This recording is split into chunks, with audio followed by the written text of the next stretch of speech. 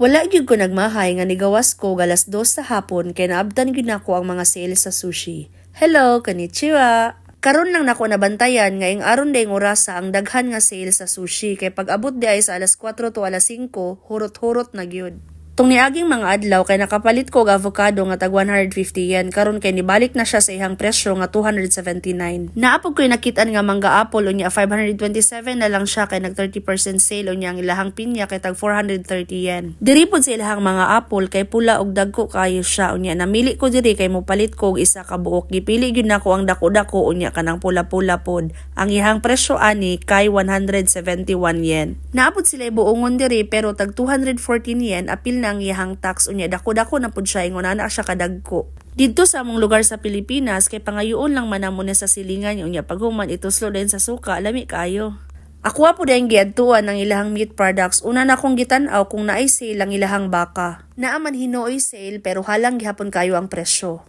Ang ilahang mga isda nga available karong adlaw kay mauni siya unya naapod sila inukos diri ang kanang nabutangan na og yelo ibig sabihin nag-sale na siya.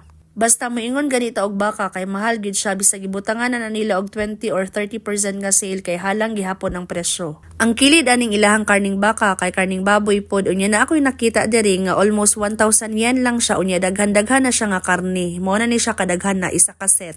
Kung sa peso ni siya kay naa sa mga 380 pesos unya na po ko nakitaan nga mang inasal version nila diri sa Japan so mao ni siya paa.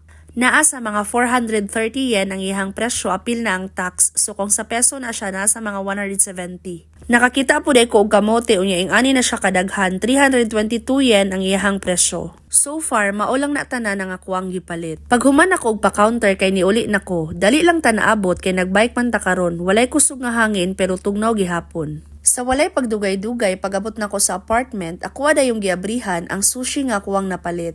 Maayo na lang gani kay nakasale siya karon maong nakapalit pud ta. Dali na, mga onata, itadakimasu. 10 ka buok ang atuang napalit nga klase-klase nga sushi karon. Ngano man jung lami ning sushi oy? Ang uban sa ihang lasa kay naitamis, naitama-tama lang unya naapoy uban nga kanang dili nimo ma-explain ang ihang lasa tungod sa ihang kalami. Ang akuang paborito nga sushi kay salmon. Ikaw unsa man imong paborito?